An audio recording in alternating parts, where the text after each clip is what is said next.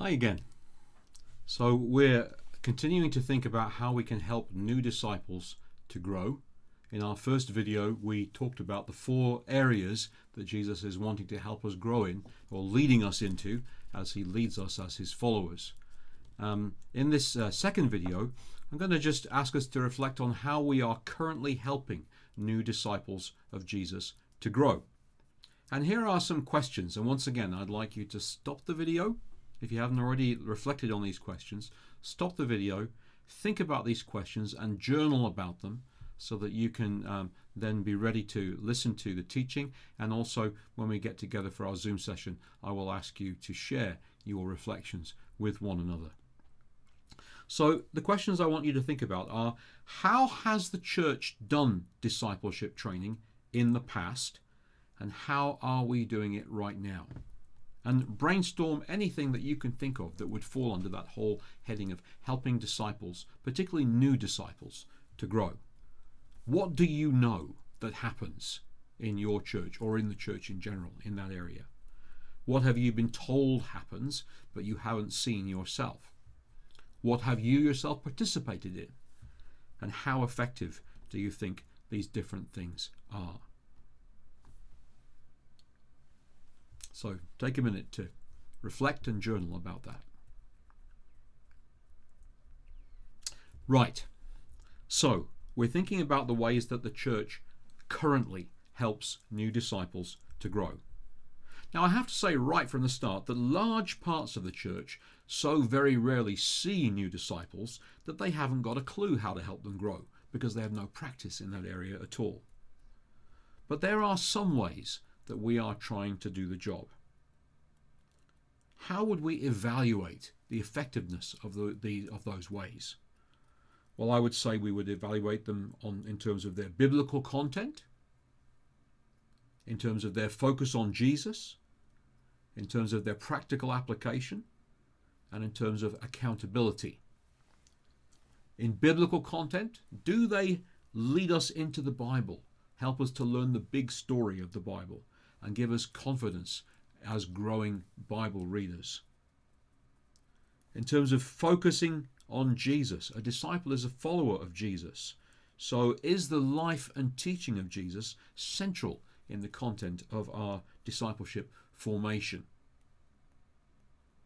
Thirdly, practical application, not just the what, but the how. What do I mean by that? Well, for example, Jesus tells us in the Sermon on the Mount that we shouldn't be angry with our sister or brother. Well, how do we actually practice that when we feel angry? So does our discipleship training help us in our practical daily application of the teaching of Jesus?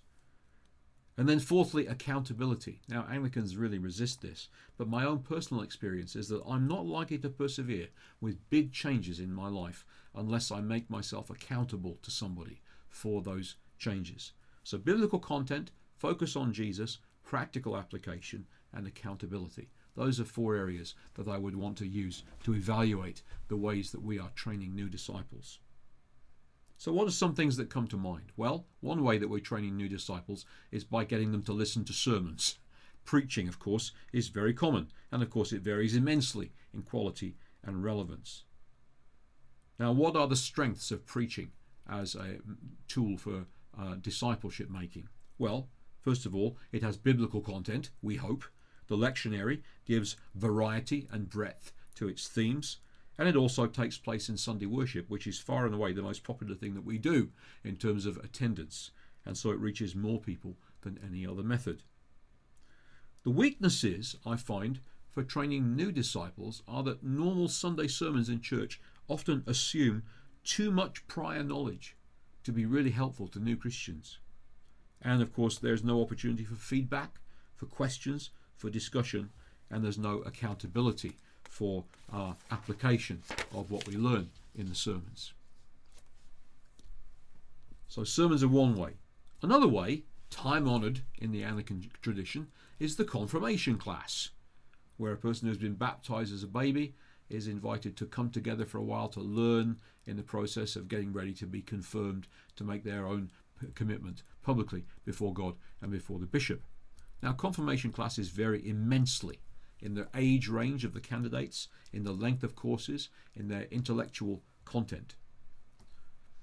What are their strengths as a tool for making disciples or for helping disciples to grow? Well, confirmation classes are not a new thing. They're expected, and so they're not a hard sell. If a person asks to be confirmed, they expect to have to participate in a confirmation class, and they give a good opportunity for basic faith formation.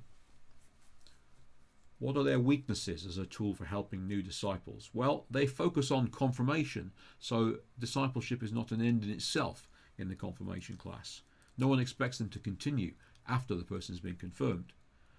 They tend to focus on beliefs, intellectual beliefs. What do we believe about God, about Jesus, about the church, about sacraments, about worship? They're very unlikely, for instance, to include a class on the Sermon on the Mount and how you put it into practice in your daily life, how to handle anger as a Christian. And there's very little accountability for our putting into practice what we learn. Another method which we use is the midweek study group.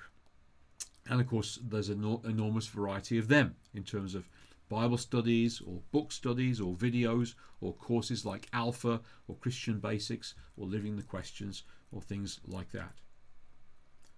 What are the strengths and weaknesses of the midweek study group approach to helping new disciples grow? Well, it's really hard to evaluate them because of the huge variety of different programs that are being used. There are some excellent materials out there, but there are three weaknesses that come to mind. First of all, only a small percentage of church members are willing to attend a midweek study group. Secondly, they don't tend to major on practical obedience to the teaching of Jesus and how to do it. And thirdly, there's still a lot of resistance to the idea of any kind of accountability for our practice of what we learn. So, sermons, confirmation classes, midweek study groups. A fourth way in which we help disciples to grow in our Anglican tradition is through spiritual direction. And that comes to us through the Catholic end of Anglicanism, and it's modelled, of course, on the work of monastic spiritual directors. It tends to help people with their prayer lives.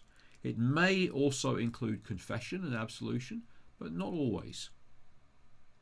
The strengths are that it is individual, that it is intimate and honest, and it includes a strong element of accountability. That's probably the strongest feature of spiritual direction. There is a strong element of personal accountability. The weaknesses are that it tends to focus on the individual spiritual life, whereas discipleship is more of a thing that we do together in community. And I see sometimes it tends to focus or to isolate what we would call the spiritual from the material. The prayer life tends to be separated off from the rest of life, although perhaps that may not be true in all cases. I've been assured by a couple of friends of mine who are spiritual directors that I may in fact be quite wrong about that, but that's the way that it seems to me as an outside observer. So preaching, confirmation classes, midweek courses, spiritual direction, and then a fifth way, of course, is self-directed reading. It's hard to tell how many Anglicans actually read books about discipleship, but there are many excellent books out there and excellent authors. And this could be a good thing in our popular culture. I've noticed that our popular culture is fascinated by the idea of spiritual wisdom. Show me how to live, which might be a good in for discipleship. The strengths of growing through self-directed reading, of course, are that it is individually tailored. You can schedule it around your own commitments, and there's an excellent quality of material, especially if you allow somebody who knows their stuff to guide you as to what would be good books to use for your growth. The weaknesses are that, despite what I just said, you tend to be on your own in finding good stuff. There's not much opportunity to discuss it with others unless you make like a study group or something like that out of it, and there's no real accountability for application. So here are 5 venues or ways that we have used in the church right now for helping new disciples to grow. Preaching, confirmation classes, midweek courses or study groups, spiritual direction, and self-directed reading. So let me just ask, is there anything else that you can think of that I have missed? I'd love to hear about it. Maybe you can ask yourself that question in your journal. What are your thoughts on the effectiveness or ineffectiveness of what I've mentioned? Maybe just write something about that. And then thirdly, are we growing disciples in the Anglican Church? And if we're not, is it because of ineffective methods or other reasons? What do you think? Bye for now.